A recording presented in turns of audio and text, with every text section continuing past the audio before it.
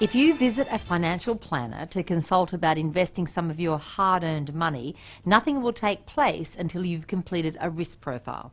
Now, this questionnaire is designed to assist the planner in guiding you toward investments which are not only appropriate to your attitude to risk, but which suit other important characteristics, such as the time you have available till you retire and your current assets and liabilities. Why then do people who decide to buy property totally ignore the subject of risk, relying completely on their emotions to buy, or worse still, on the recommendations of unqualified opportunists who have a vested interest in selling them an actual property? It would seem that few people realise that this one purchase, which can represent a substantial investment, even when property equity rather than cash is being used, takes as much care, consideration and attention to your future needs and present financial circumstances as any investment. Since it's a rare investor who takes the right amount of care when choosing, and most choose badly because they use the wrong parameters to make the choice, it's no wonder that investors end up with property which doesn't fulfill their expectations. I've been assisting property investors for many years, and in all that time I found that property rarely fails people, but people fail property every time. The poor choices that are made are usually always made because, firstly, the right kind of research isn't done, and secondly, because the risk factor attached to the property doesn't match that of the investor. The topic of risk encompasses two main areas. The first one is the general risk, the factors that are attached to investing in property as an asset class. These can often be exaggerated or actually not in existence at all, and can be psychological factors which hold us back from taking the plunge. The second type of risk is specific risk, and the very real risk factors which are attached to buying property of specific types. This risk must be identified and then considered in line with your own personal attitude to risk and the available time you have in which to invest. In this video, I'll address general risk. When the topic of general risk is raised, most people automatically assume that this means losing everything you own. Put into perspective, this is actually very often an unlikely possibility. In financial terms, however, general risk can be divided into four categories. Number one, the chances of losing your money. Number two, the extent to which returns may vary from expectations. Number three, the safety of an investment vehicle in comparison to other vehicles. And number four, the risk of market timing. Let's have a look at these risks as they apply to investing in property. The chances of losing your money. When investing in any financial instrument, the most common worry is that you'll lose everything you own. For some, this means their life savings. For others, it could be their home or their retirement savings. While indeed you can and people do lose their money in all sorts of investments, in the main, the chances of losing everything is usually quite limited. There could, however, be a loss of the original value of your money, and in rare cases, the loss of all that you invested. It is considered rare to end up owing more than you originally invested, although in the case of property this could eventuate where the property was truly a bad choice. It's more likely that a bad choice of property will result in you either being returned to your original position or finding yourself without the investment property and a larger debt on your own home than you had when you started. Here's an example of what I'm talking about. Say you had an owner-occupied property valued at $300,000 on which you owed $150,000. This means that you own $150,000. You increase this debt to $200,000 using the $50,000 as a deposit for a property worth $240,000. You access an additional debt of $200,000, giving you a total debt of $250,000 to buy the property and pay the costs. The rent and the tax breaks cover the expenses, and so you don't have to contribute funds from your own pocket. Now you have total property worth $540,000 and total debt of $400,000. Your equity is temporarily reduced to $140,000 as you had costs to pay. You choose badly and the property lacks a tenant for a while, attracts the wrong sort and goes down in value. You've had enough and you want out, so you sell. Due to the loss in value, you can only get $225,000 for the property and after selling costs only have $220,000 left. You pay this into the remaining debt, leaving you with a debt of $180,000. This is now $30,000 more than you started with, which feels bad to you. However, at 6% interest rate, the cost of this additional $30,000 in debt is $35 a week. While not ideal, it's also a long way from losing your own home. All investors have a different capacity to withstand loss.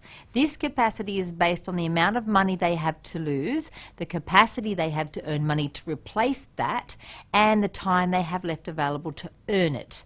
That is, the time available till they retire. Before buying property, work out what the worst case scenario would be to you. How much extra loan repayment could you afford without having to sell your own home?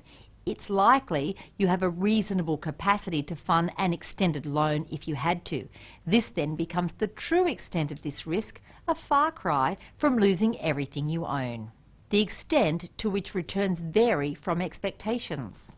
All too often, the returns on any investment may be enthusiastically quoted or could be based on present market conditions rather than the examination of likely future market conditions. Sometimes people invest based on past performance, and this can be a trap, especially when the normal economic cycle, boom, downturn, bust, upturn, is not taken into account.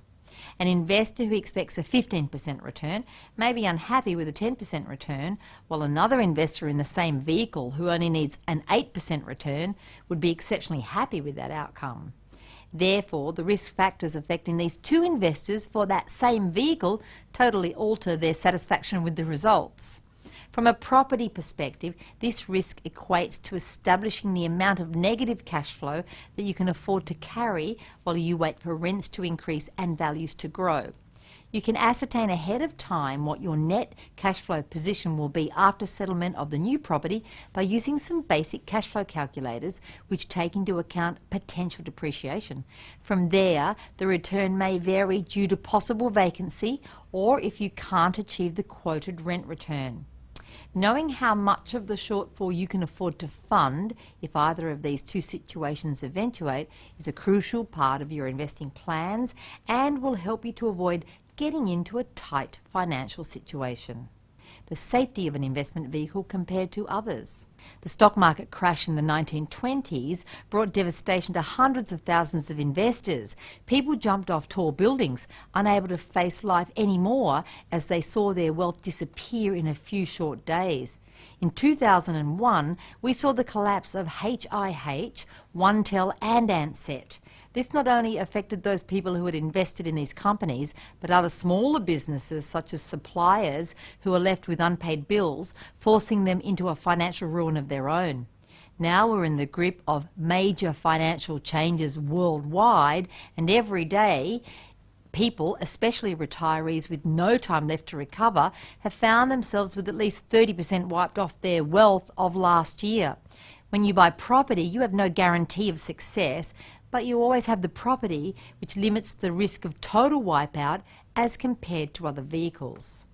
The risk of investing anywhere must be compared to the risk of choosing something else and then measured against your own risk profile. Market timing.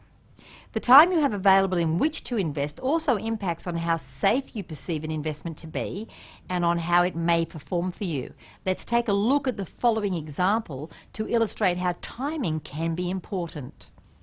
Brad and Stacey both work for LMN Company. Brad is 48 with 12 years till he retires, and Stacey is 57, retiring in 3 years.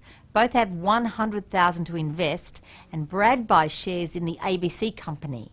He buys 200,000 shares at 50 cents per share. After 6 months, the shares are worth $1 a share, effectively doubling Brad's investment. He tells Stacey about this because he knows that with only $100,000 available to retire, Stacey is keen to boost these savings.